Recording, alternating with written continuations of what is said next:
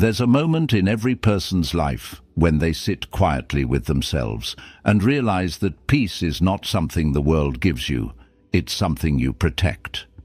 And the strange thing is, sometimes the biggest threats to your peace are not strangers, not co-workers, not people online, but the people who share your blood, your childhood, your home. We grow up believing that family is sacred, family is safe, family is unconditional. But life teaches you a difficult truth. Not everyone who is connected to you deserves access to your mind, your emotions, or your future. And the courage to accept this truth is what sets you free. I've learned that some of the deepest wounds don't come from enemies. They come from the hands we expected to hold us, the voices we expected to support us. But loving someone doesn't mean you must tolerate everything they do. Respect is not guaranteed by titles. Peace is not guaranteed by DNA. And boundaries are not an act of rebellion, they're an act of survival. You don't become cold when you protect your mental health. You become clear. You don't become selfish when you say no. You become sane. And you don't break the family bond when you stop tolerating toxic behavior. You break the cycle. As you listen to this episode, I want you to keep one idea close. Your life is shaped far more by what you refuse to allow than by what you accept. And the moment you stop justifying harmful behavior is the moment you start healing. Today, we're diving into 10 toxic behaviors you should never tolerate, no matter who they come from. Each one of them is something many people silently suffer through because they were taught that family comes first. But the truth is simple. Your well-being comes first, or nothing else will. If this episode resonates with you, take a second to like it and subscribe. Now let's begin. 1. Emotional manipulation. There's a certain kind of pain that doesn't show on the surface. It doesn't bruise the skin, it bruises the self. And emotional manipulation is exactly that kind of wound, subtle enough to confuse you, deep enough to reshape the way you see yourself. It often begins quietly. A comment here, a guilt-laden sigh there, a sudden silence used like a weapon. Before you even realize what's happening, you start questioning your own feelings, doubting your own instincts, apologizing for things you didn't do. And the saddest part, it usually comes from someone you once trusted to protect you, not twist you. Manipulation in a family setting hits harder because you grow up believing that love is supposed to feel safe. So when someone uses fear, guilt, or emotional withdrawal to control you, your mind doesn't see danger. It sees confusion. You tell yourself, maybe I'm overreacting, or maybe they're right. Maybe it is my fault. You shrink a little every time you bend to keep the peace, and slowly the version of you that knows the truth becomes quieter, dimmer, more hesitant. I've realized something about manipulators. They don't want clarity, they want control. They don't want understanding, they want power. They don't want conversation, they want you to surrender first so they don't have to. And once you learn to see the pattern, you can't unsee it. The guilt trips, the cold shoulder, the sudden kindness when they want something. The emotional storms that appear only when you start standing up for yourself. They script the entire dynamic to make you feel responsible for their emotions, while never acknowledging yours. And here's the question I want you to sit with. How many of your decisions were actually yours? And how many were made out of fear of someone's reaction? If the answer scares you, that's a sign, not of weakness, but of awakening.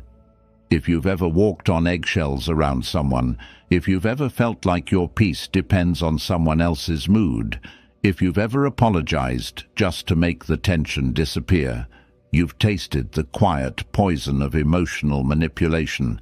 And the truth is, once it becomes a pattern, it never stops on its own. Manipulators don't suddenly wake up with accountability. They stop only when the person they're feeding on steps out of the cycle. So here's the shift, the simple but difficult one. If they use guilt to control you, detach from the guilt.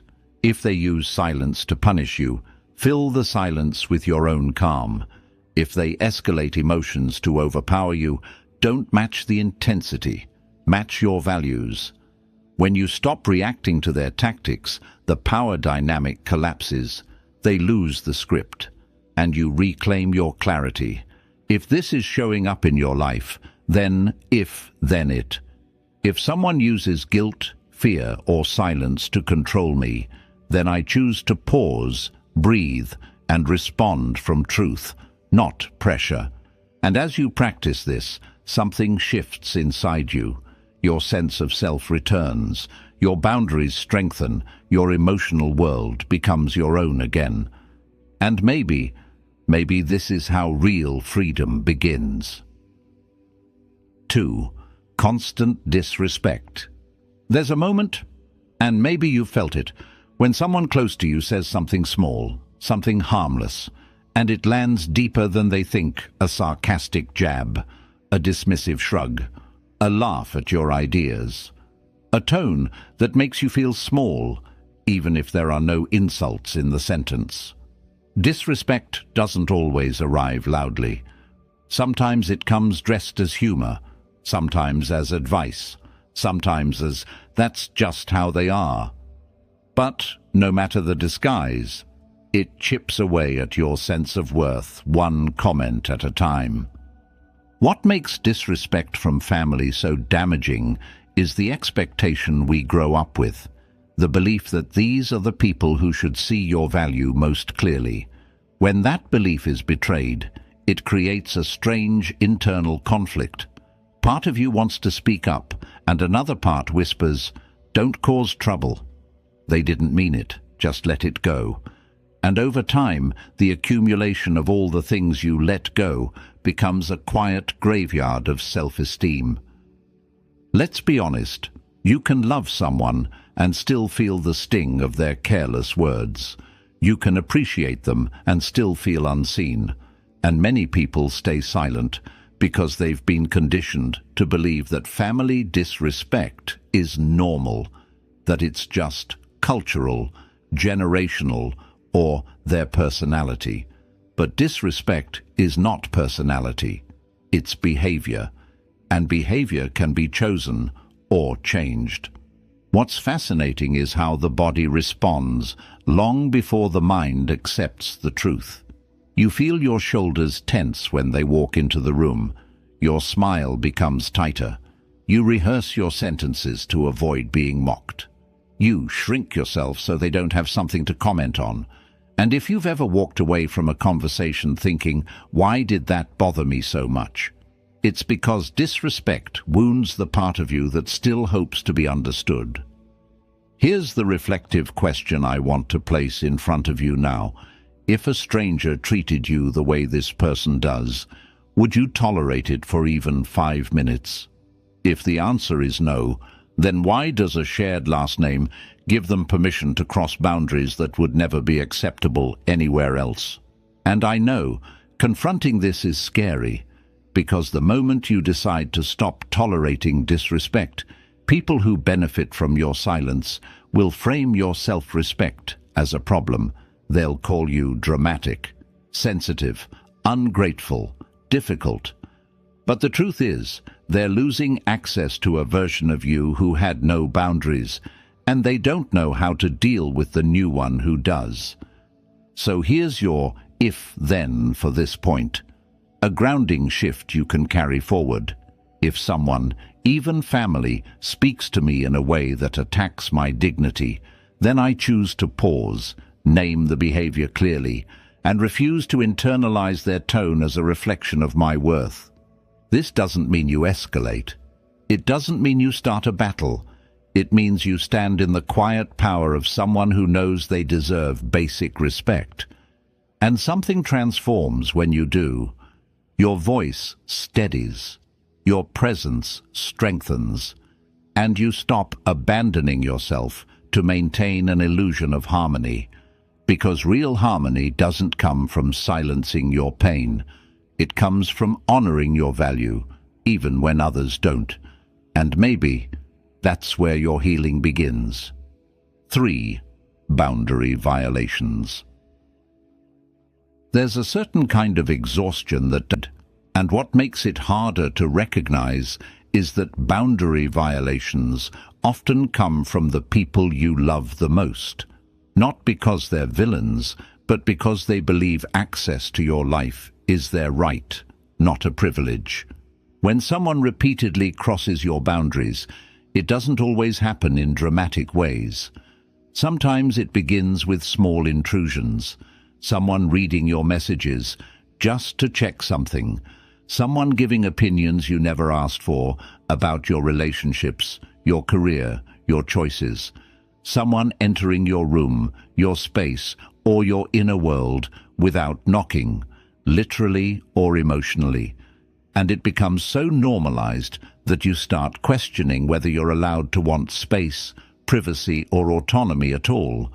Family can be the hardest to set boundaries with because many cultures teach us that family knows best, or family is everything, or you shouldn't say no to your parents, your siblings, your relatives. But the truth is quieter and more real. Love without respect quickly turns into possession, and possession is not love. I've learned that people who violate boundaries do so for many reasons. Some genuinely don't realize what they're doing because no one has ever challenged them. Some believe their role gives them permission, parent, sibling, elder, as if age or history justifies crossing lines. And some know exactly what they're doing, but count on your hesitation, your politeness, or your fear of conflict to keep the door open for them. Whatever the reason, the impact on you is the same. You lose pieces of yourself each time you betray your inner no to keep the peace. What makes boundary violations so draining is that they pull you into a role you never asked for, the role of constant emotional manager. You start anticipating their reactions before they speak. You adjust your life to avoid upsetting them. You hide parts of yourself to stay safe. And suddenly, your life stops being yours and becomes a negotiation you never agreed to. Some people cross boundaries through over-involvement, commenting on your weight, your appearance, your spending, your friends, your partner. Others do it through emotional intrusion, demanding explanations, expecting access to your private thoughts, insisting on knowing details that are none of their concern. And then there are those who violate boundaries through pressure, expecting you to sacrifice your plans, your rest, your mental health, simply because family comes first. But here's the uncomfortable truth. If honoring your own boundaries feels like betrayal, that's a sign you were raised to believe your needs are less important than other people's expectations. So let me ask you something, and answer it honestly in the space of your mind. How much of your life is truly your choice? And how much is shaped by the fear of disappointing someone who won't respect your boundaries? If that question stings, it's because you're waking up to the truth. And waking up is the first step toward reclaiming your life. You're not wrong for wanting privacy. You're not wrong for needing emotional space. You're not wrong for saying, "This is not okay with me." Boundaries are not walls, they're doors, and doors have locks for a reason. Healthy people knock. Toxic people try to push their way in. And the moment you start protecting your inner world, those who relied on your lack of boundaries will begin calling you selfish, cold, or changed. But what they're really saying is, you stopped letting me take advantage of you. When you start enforcing boundaries, you don't become distant. You become defined. People know where you end and they begin. They know what behavior is welcome and what behavior is not. They know the cost of access, respect. And this isn't about creating fights or walls, it's about creating clarity. Boundaries don't eliminate love, they purify it. They remove resentment. They save relationships that can be saved and expose the ones that cannot.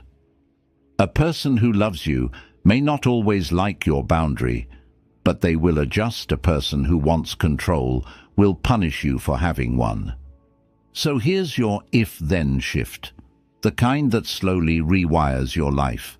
If someone repeatedly crosses a boundary I've clearly expressed, then I choose to restate it once, enforce it calmly, and refuse to sacrifice myself to protect their comfort.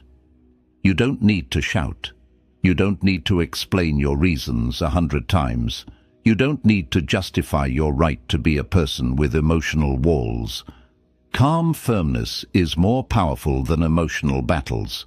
And as you practice this, you begin to reclaim something you may have forgotten: the right to be whole, unpressured, and fully yourself. Boundaries reveal the truth of relationships, and sometimes the truth is uncomfortable, disguised as advice. There's a very specific kind of pain that you don't notice at first. It doesn't come from an insult or a fight or an obvious attack. It comes from someone looking at your dream, your growth, your small steps forward, and responding with a smile that doesn't quite reach their eyes. At first, you think they're trying to help. Their words sound like concern, like guidance, like protection, but something feels off. Their advice leaves you feeling smaller, not stronger, confused, not clarified, doubtful, not encouraged. And eventually you realize this isn't advice. This is envy wearing the mask of wisdom. It's surprising how often this happens in families. You expect support. You expect love. You expect someone to be happy for you. But envy is an old emotion, older than logic, older than language. And when someone close to you hasn't dealt with their own regrets, their own failures, or their own unfulfilled potential, your growth becomes a mirror they can't look into without pain. Instead of facing their reflection, they try to dim your light. And envy rarely walks in directly. It's too subtle for that. It arrives in lines like, "Are you sure this is a good idea? I just don't want to see you get disappointed." People fail at this all the time. "You're dreaming too big. Be realistic." "I'm saying this because I care." But caring doesn't shrink someone. Caring doesn't plant fear in the soil of your ambition. Caring doesn't take your excitement and replace it with hesitation. When someone consistently wraps negativity in the packaging of advice, what they're really doing is protecting themselves from the discomfort of watching you become something they chose not to be. And maybe the most painful part is that they don't always know what they're doing. Some people unconsciously sabotage you because they've never been allowed to believe in themselves. Some do it because they fear losing you. Some do it because everyone around them taught them that playing small is safe. And some, the truly toxic ones, do it because your growth disrupts the hierarchy that gave them power. There's something deeply human in wanting the approval of the people you love. It's almost instinctual. So when their advice cuts your confidence, you start to internalize it. You second-guess your idea. You delay your plans. You quiet your dreams. And little by little, you begin to live a smaller version of the life you originally envisioned. Not because you failed, but because someone else's fear became louder than your courage. So pause with me for a second and ask yourself, how many dreams have you put on hold because someone you loved convinced you to doubt yourself? When you answer that honestly, you might feel something shift, something wake up, and that awakening is the beginning of reclaiming your choices. Envy, disguised as advice, often shows up at very specific moments. The moment you start healing, the moment you start earning more, the moment you meet someone who treats you better, the moment you grow emotionally, spiritually, financially. Growth activates envy in the people who never believed their own growth was possible. You'll notice patterns. They bring up failures whenever you talk about possibilities.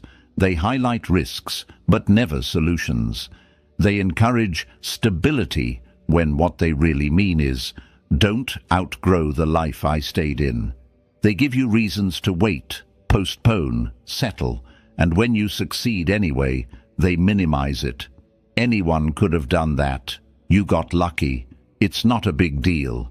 But envy cannot stop a determined person. It can only distract them. And here's the part many people struggle with. It doesn't matter if the envy comes from a parent, a sibling, a cousin, or someone who raised you. The relationship title does not change the emotional truth. If someone consistently discourages your growth, that is not love in action. Love may not always understand your dream, but it never tries to shrink it. What's powerful is how your life changes when you stop mistaking envy for wisdom. You stop asking the wrong people for permission. You stop shrinking your ideas to protect their comfort. You stop editing your passion to avoid their reactions. And suddenly, your inner voice becomes clearer, louder than their fear, stronger than their doubts. So here's your if-then shift for this point. A kind of inner compass to return to when someone tries to dim your vision. If someone responds to my dreams with discouragement disguised as concern, then I choose to evaluate their pattern, not their words, and give my energy only to people who want to see me rise. When you live by this, something beautiful happens. You begin surrounding yourself with people who clap when you win, not question why you wanted to play. You begin trusting your own judgment. You begin seeking wisdom from those who have built something, not those who fear anything new. And the emotional fog created by envy starts to dissolve. What remains is clarity. And maybe that's how you finally give yourself permission to grow without apology. 5. Blame shifting and never taking accountability. There's a particular heaviness that settles in your chest when you're constantly blamed for things you didn't do. It's the weight of carrying emotions that aren't yours, the weight of being made responsible for mistakes you never made, the weight of living with someone who refuses, absolutely refuses, to look in the mirror. Blame shifting is one of the most draining, toxic behaviors you can face, especially when it comes from family. Because when the people who should share the load start placing everything on your back, your spirit bends. A sibling refuses to acknowledge their mistake, and you're the one who should have known better. A relative hurts you, and you're told to stop being sensitive. The pattern is subtle, but the effect is profound. You begin to wonder if maybe you are the problem. You begin to apologize automatically, even when you haven't done anything wrong. You begin to absorb emotional burdens that were never yours to hold. People who never take accountability have one consistent trait. They rewrite reality so that they never have to experience discomfort. For them, apologies are dangerous. Responsibility feels like exposure. Owning their actions threatens the fragile identity they've built, an identity that depends on always being right, always being the victim, always being above correction. And in families, this shows up in painful ways. They may lash out when frustrated, then later act like it never happened. They may guilt trip you when you bring up a hurt, making the entire situation about your tone, your timing, your reaction. Anything except their behavior. They might twist your words, distort events, or shift the focus onto your mistakes from 5 years ago, just to avoid acknowledging what they did yesterday. It's a cycle that leaves you feeling unheard, unseen, and emotionally drained. The cruel irony is that people who refuse to take accountability often expect you to take all of it. They're quick to point out your flaws, your missteps, your imperfections, while they remain blind to their own. And when you finally stand your ground, they respond with shock, as if your courage to confront them is the real offense. But here's something important, something liberating. Someone else's inability to own their behavior does not make you responsible for it. You cannot fix someone who is committed to being blameless. You cannot heal someone who refuses to acknowledge the wound. You cannot reason with someone who edits the truth to protect their ego. And the more you try, the more drained you become. There's a psychological pattern behind this. People who blame shift often grew up in environments where accountability was punished. Maybe they were never allowed to admit mistakes. Maybe they were shamed every time they failed. Maybe vulnerability felt dangerous. But understanding their past does not mean you must endure their behavior. Compassion is not meant to be a prison. What makes blame shifting especially toxic is how it affects your identity over time. You start questioning your memory, your intentions, even your sanity.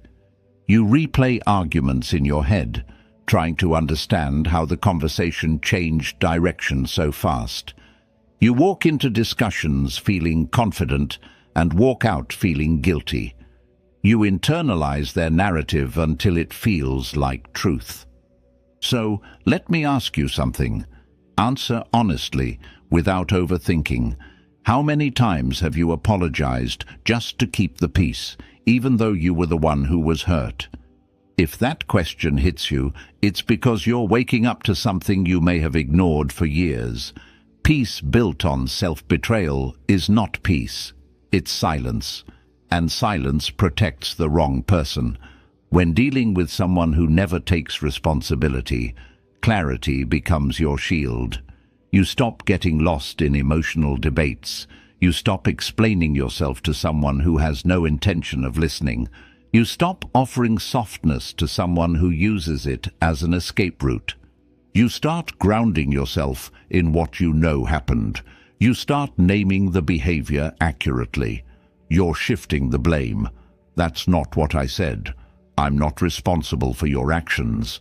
You start holding on to facts instead of emotions. And slowly, their manipulation loses power because you stop participating in the dance. When you stop absorbing blame, two things happen. They lose the comfort of hiding behind you, and you regain the strength of standing with yourself. Believe me, that shift changes everything. So here's your if-then instruction, a stabilizing anchor for moments when someone tries to drag you into their emotional mess.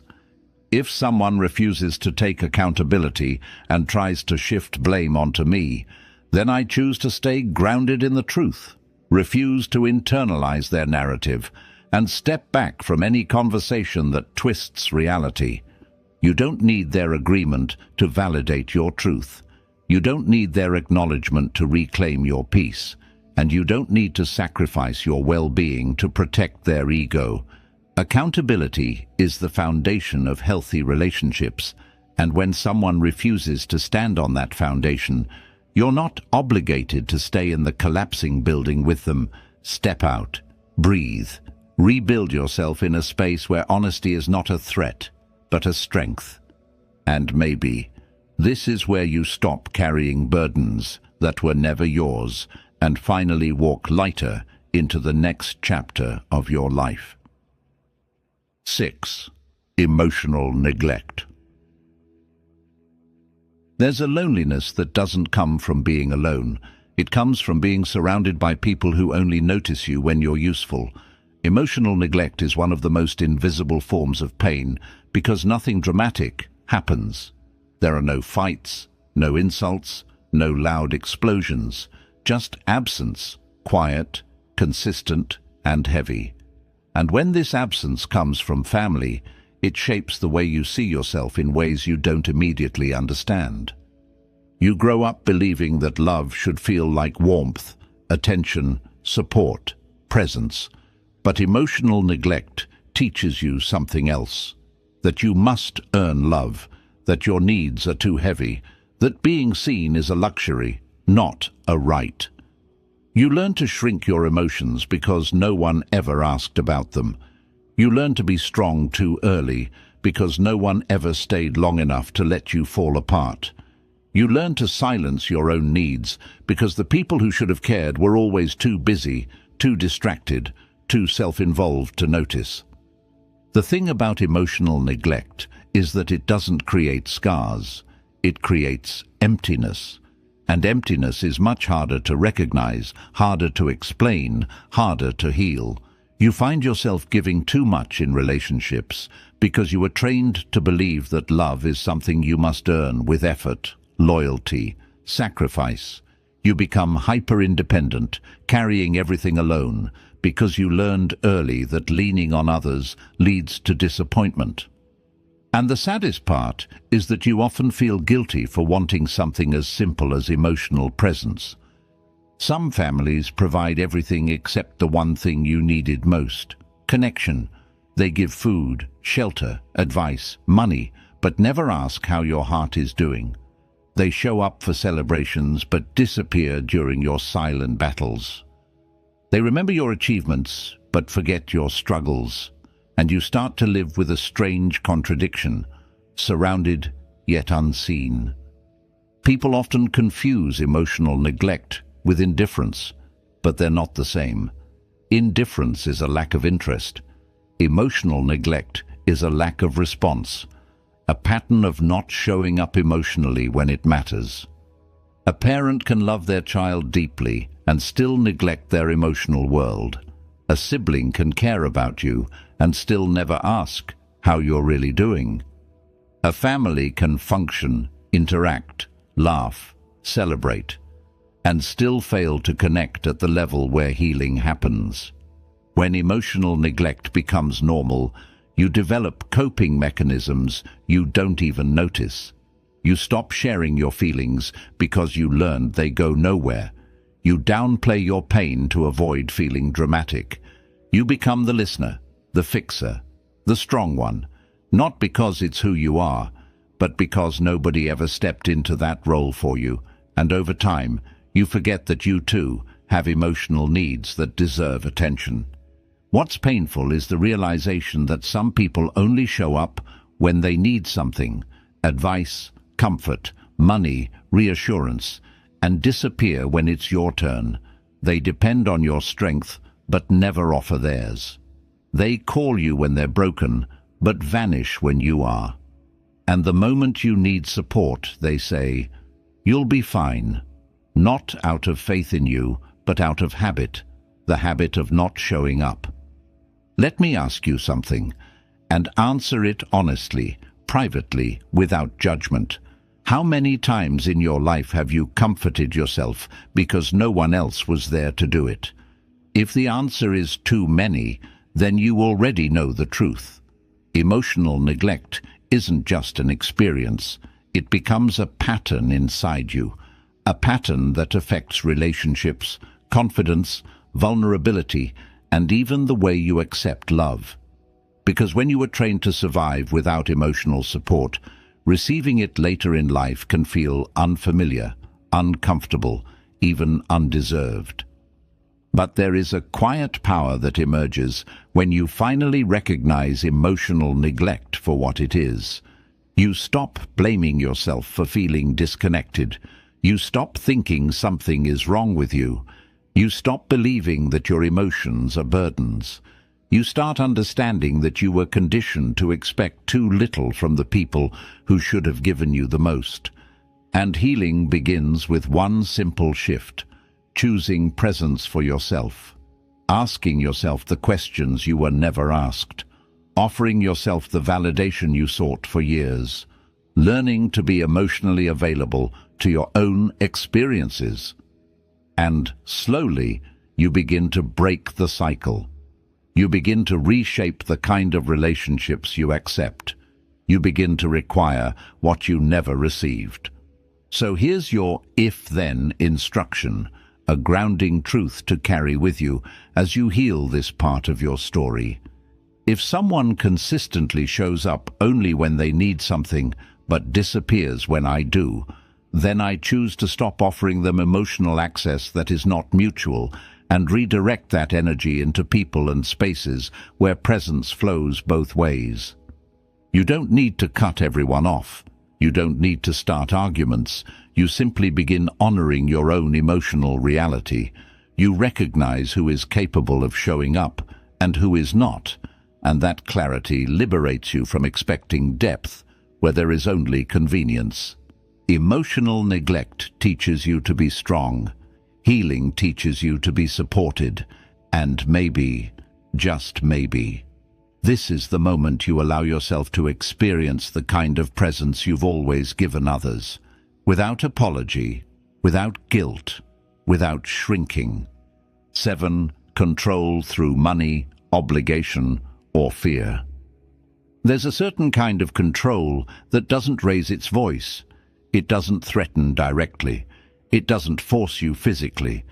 Instead, it wraps itself around your life through obligations, through favors, through the things you owe, through the things they did for you, through fear that's disguised as love. And because it often comes from family, it can take years, sometimes decades, to realize that what you thought was support was actually a leash. Control through money is one of the most common forms, and also one of the most denied. Someone pays your tuition, your rent, helps you during a difficult time, and instead of offering generosity, they weaponize it. Suddenly, every decision you make has to be explained. Every dream you pursue must be approved. Every boundary you try to set becomes disrespect or forgetting where you came from. And slowly, you learn that the help they gave wasn't help. It was currency, not in your hands, but around your neck. Other people control through obligation. They bring up everything they've ever done for you, recounting it like a list of debts you will never finish paying. They remind you of sacrifices you never asked for. They use phrases like, "After everything I've done," or "You're all I have," or "Family doesn't say no." And when you try to create space for your own life, your own choices, your own identity, they make you feel guilty for wanting independence. You begin to live a life that's not yours, a life shaped by pressure instead of purpose. And then there's fear, not loud fear, not physical fear, but emotional fear, the fear of disappointing someone, of being punished with silence, of being shamed for your choices, of becoming the bad one, the selfish one, the ungrateful one. Some families don't need to raise a hand to control you. They only need to raise their tone, their silence, their disappointment. That alone becomes enough to make you abandon your own needs. What makes this kind of control so toxic and so effective is that it disguises itself as care. People who control you through money will say they're just helping. People who control through obligation will say they're just reminding you of your roots. And people who control through fear will say they're just protecting you from mistakes. They use soft words to hide harsh truth. They blur the line between love and control until you can't tell the difference. But if it were care, it wouldn't demand obedience. If it were love, it wouldn't require your sacrifice in exchange. If it were support, it wouldn't punish your independence. True support gives you wings. Toxic support gives you handcuffs. The hardest part is admitting that control doesn't always look like domination. Sometimes it looks like help with strings attached. Sometimes it looks like expectations that suffocate your growth. Sometimes it looks like unspoken pressure that forces you to choose between your life and someone else's comfort. And you start to adjust your behavior without realizing it. You stop making certain choices out of fear of their reaction. You turn down opportunities because they might disapprove. You hide your accomplishments because they might feel threatened. You stay small because stepping into your real life means stepping out of their shadow, and they don't want that.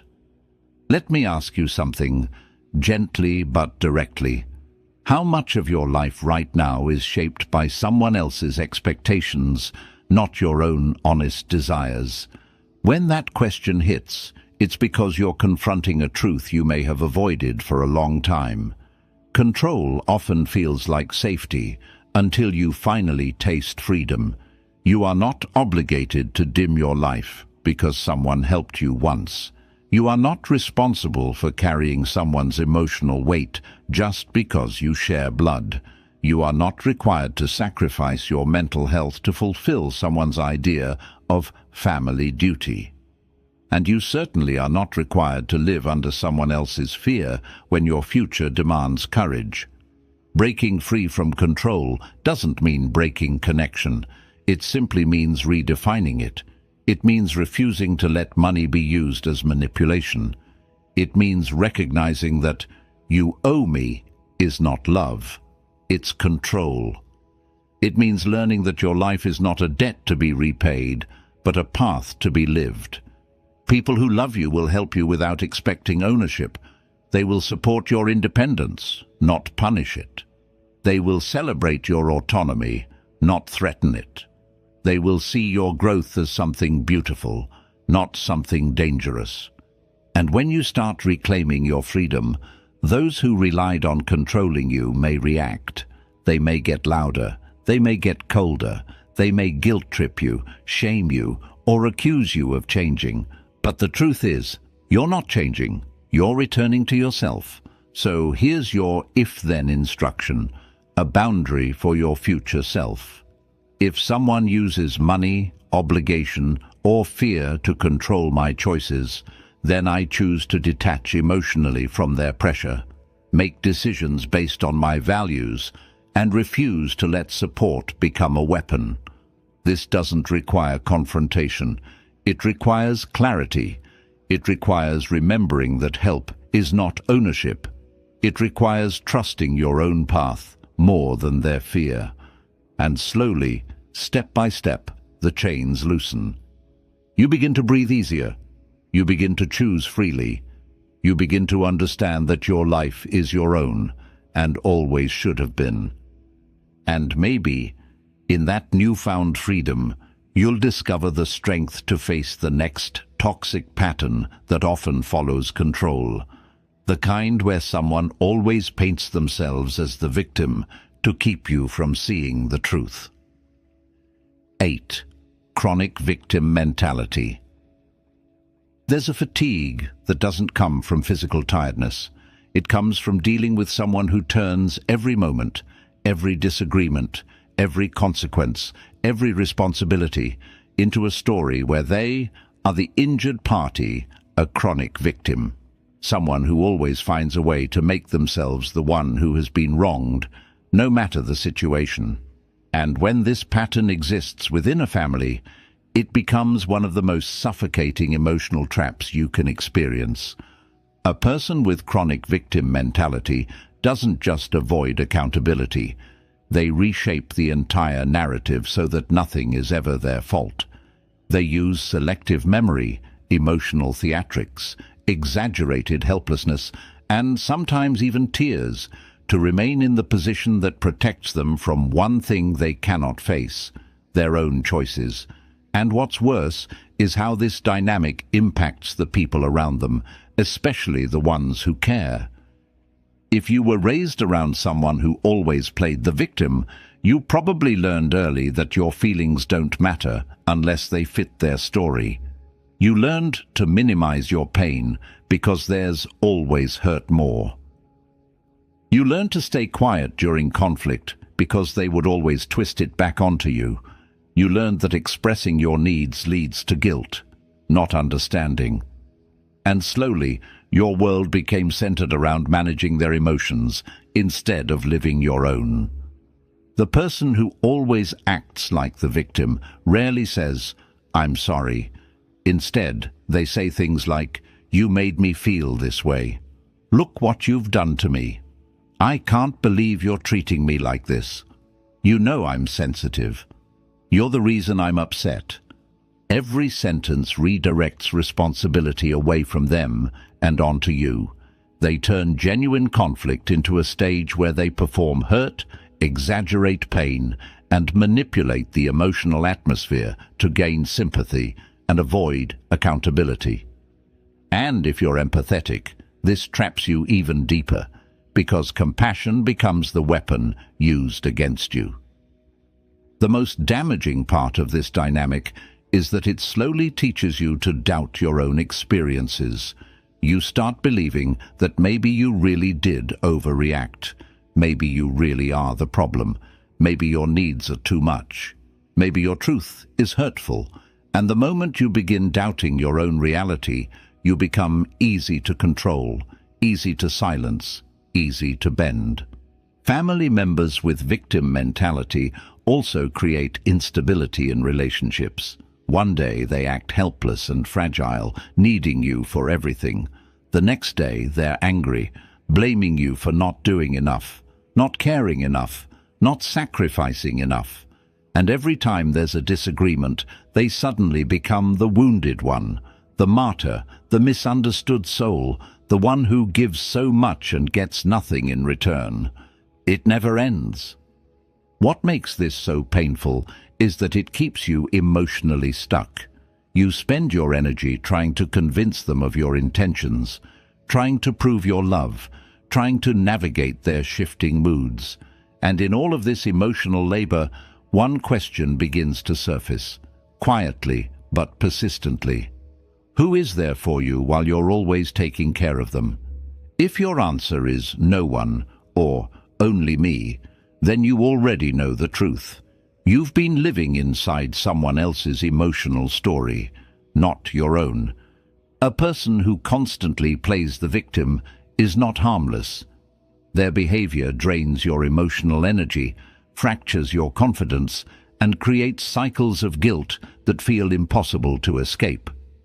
They use pity the way others use anger, as a form of control, because if they can make you feel like the villain, they never have to face the truth.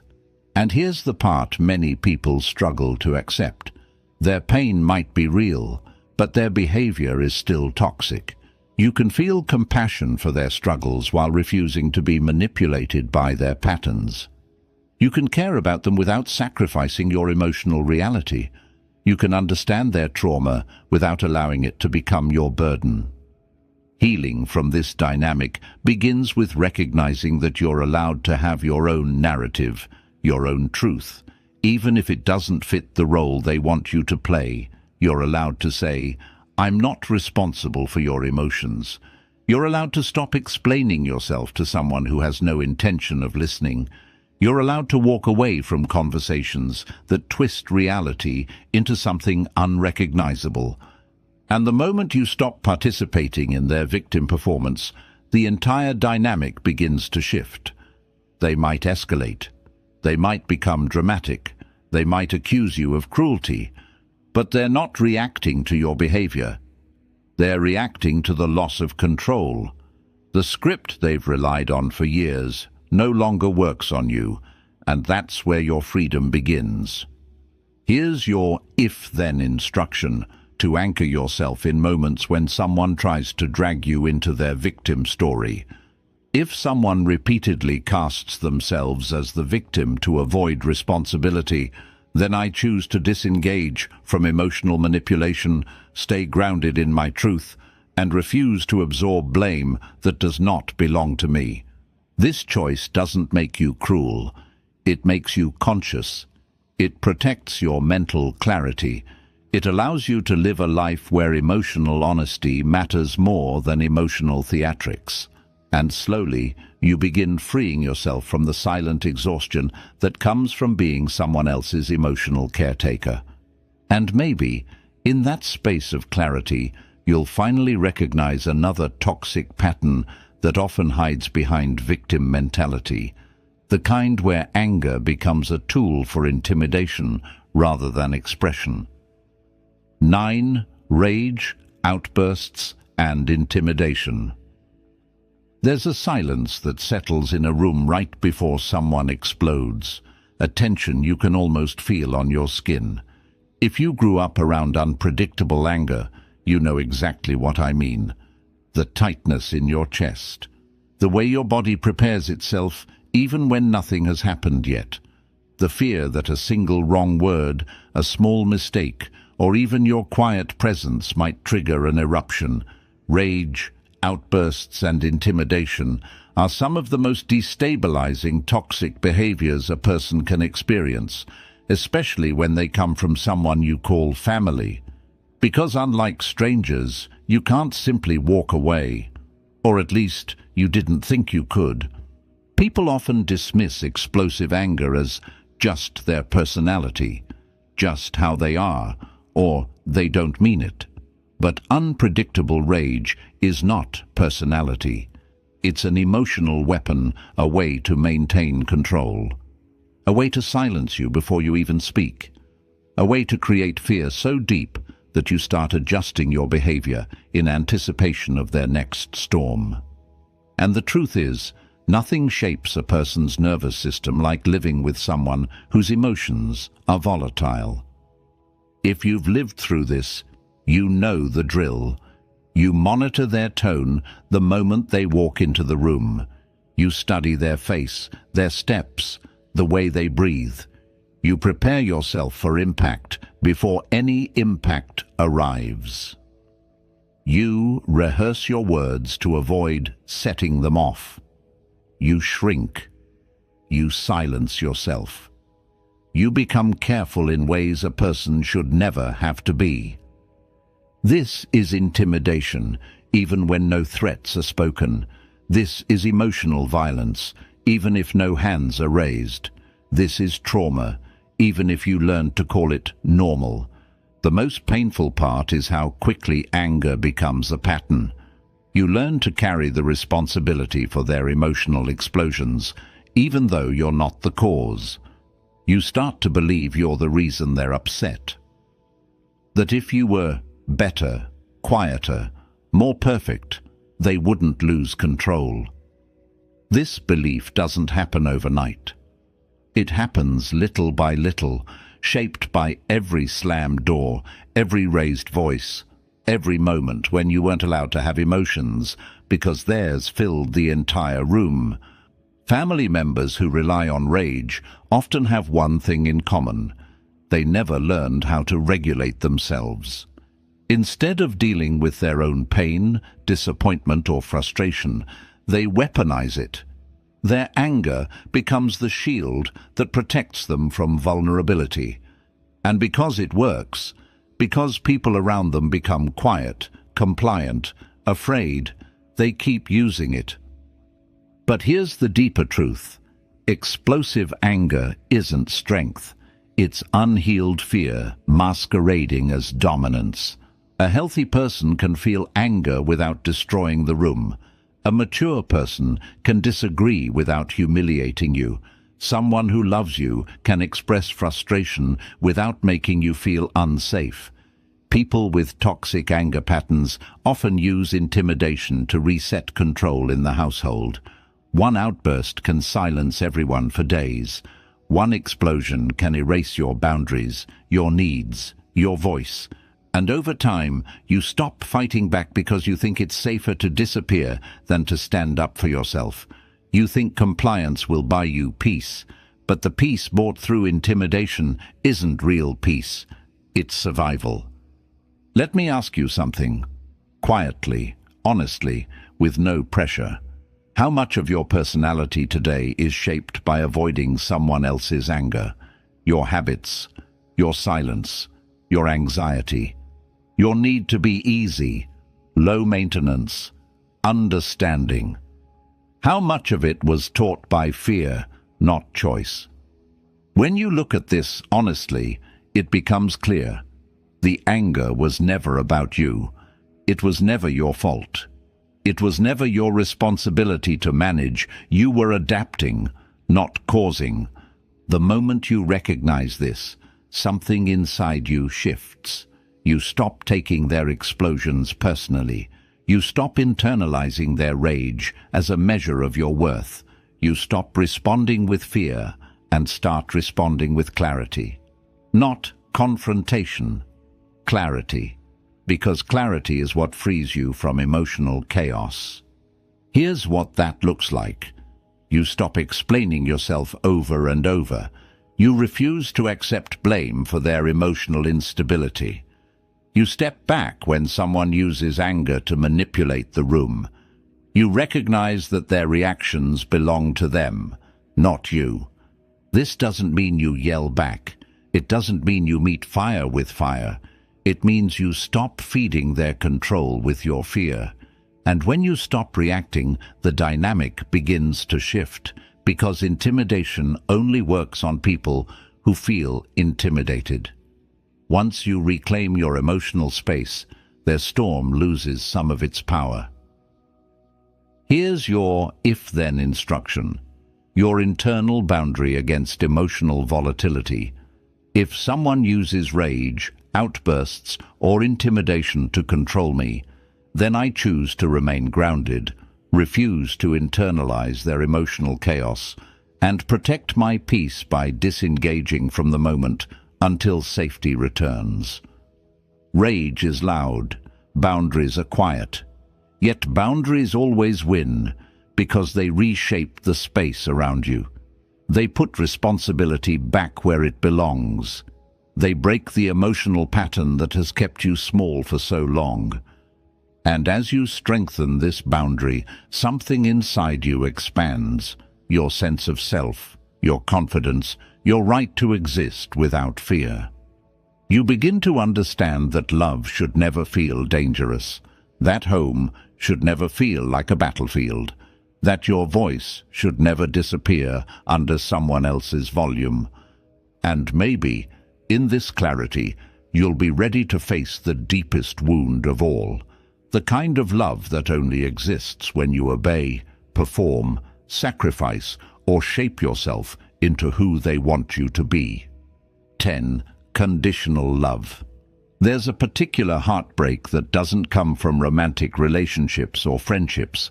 It comes from realizing that the love you grew up with, or the love you hoped for, had conditions attached to it. Conditions about who you should be, how you should act, what you should believe, what choices were acceptable, and what parts of you needed to be hidden to stay loved. Conditional love is one of the deepest emotional wounds a person can carry, because it confuses the very thing you're supposed to trust the most. The idea that you deserve love simply because you exist. When love becomes conditional, it doesn't always show itself through clear rules or explicit demands. Often, it's subtle. You receive warmth only when you perform, approval only when you comply, affection only when you obey. The moment you step out of line, the love evaporates, replaced with distance, disappointment, or withdrawal. You learn quickly which version of you is acceptable and which version isn't, and so you split yourself. The real you stays hidden, while the approved you becomes the one you present to survive. Family members who give conditional love often don't see the harm they cause. They may believe they're guiding you, shaping you, protecting you, but what they're actually doing is teaching you that love is a negotiation, not a home. That you must earn it, adapt to it, or bargain with it. And this belief follows you into adulthood, shaping your relationships, your self-worth, and the way you move through the world. You start to expect that love must be proven through perfection. You start to fear that being honest will cost you connection. You settle for relationships where your feelings matter less than your compliance. You stay quiet to avoid losing affection. And the saddest part is that people who grew up with conditional love often don't recognize it until much later, because the absence of emotional safety feels normal. Here's what conditional love often looks like. You're praised when you're successful, but ignored when you're struggling. You're accepted when you follow the family's expectations, but judged when you choose differently. You're loved when you're convenient, but guilt-tripped when you need support. You're included when you agree, but punished when you speak your truth. And over time, you learn to edit yourself. You hide opinions that might upset them. You suppress parts of your identity. You stay in roles that suffocate you. You apologize for simply existing differently. You trade authenticity for connection, because connection feels like survival. If you've ever felt that you had to deserve love, that you had to meet requirements just to feel accepted, that you had to carry the emotional weight to keep the relationship alive, then you've tasted the quiet bitterness of conditional love. The psychological impact is profound. It teaches you to believe that love can be taken away at any moment, not because you did something wrong, but because you showed who you truly are. It makes vulnerability feel dangerous. It makes authenticity feel risky. It makes boundaries feel like betrayal. And it makes you shrink your own humanity to stay within someone else's comfort zone. Let me ask you something gently, and allow the answer to rise honestly. How many parts of yourself did you hide to feel loved by the people who should have loved you without conditions? If the answer hurts, it's because you're touching the part of you that's been suppressed for years. But this awareness is the beginning of emotional freedom, because once you name conditional love for what it is, you begin to see that it was never about you being unlovable. It was about them being unable to love without control. True love doesn't disappear when you change. It doesn't punish honesty. It doesn't demand sacrifices that destroy your sense of self. It doesn't ask you to shrink so someone else can feel comfortable. True love expands with you, not against you. Healing from conditional love means learning to value the parts of yourself that were never validated. It means giving your inner child the acceptance they never received. It means allowing yourself to be fully human, flawed, evolving, expressive, without fearing abandonment. It means understanding that your worth is not something to be proven, but something inherent and unchanging. As you grow, something powerful happens. You begin to choose relationships where love feels like freedom, not pressure. You start to express your needs without apologizing. You stop chasing people who make you feel replaceable. You stop accepting affection that comes with a price tag. And slowly, you reclaim the version of you that was never allowed to exist before. Here's your if-then instruction, a shift that gently rewrites the emotional programming you inherited. If someone gives me love only when I meet their expectations, then I choose to stop molding myself to earn their approval and begin honoring the parts of me that deserve love without conditions. And as you embody this truth, you begin to understand something deeply liberating. Unconditional love exists, but it begins within you. It begins the moment you stop abandoning yourself for the sake of being accepted. It begins when you choose authenticity over approval. It begins when you build a life where the people around you don't just tolerate who you are, they cherish it. And maybe that's the quiet revolution your heart has been waiting for. When you look back at your life, you start to notice something you once missed. Most of your pain did not come from strangers, but from the people you trusted the most. And that realization is heavy, but it's also the doorway to a different kind of future, one where you finally choose yourself, not out of rebellion, not out of bitterness, but out of clarity, out of self-respect, out of the quiet understanding that peace isn't something you wait for, it's something you protect.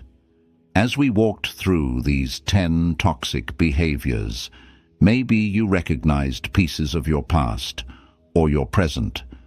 Maybe you saw patterns you've been tolerating for years. Maybe you noticed how much of yourself you had to silence just to keep certain relationships alive. But here's the truth that matters more than anything we discuss today. Awareness is the beginning of liberation. The moment you see the pattern, you're no longer trapped inside it. The moment you name the behavior, you stop blaming yourself for it. And the moment you choose distance from the things that drain you, space opens for the things that nourish you. Choosing yourself is not selfish, it is survival. It is maturity. It is the first real act of love you ever give to yourself. You are not here to be controlled by someone's anger, or shaped by someone's expectations, or manipulated by someone's pain. You are here to grow, to heal, to rise beyond the limits that were handed to you. And yes, it takes courage. Yes, it takes unlearning. Yes, it takes breaking patterns that have been in your family for generations. But you're capable of it. More than capable. There comes a point in life when you stop asking, "Will they understand me?"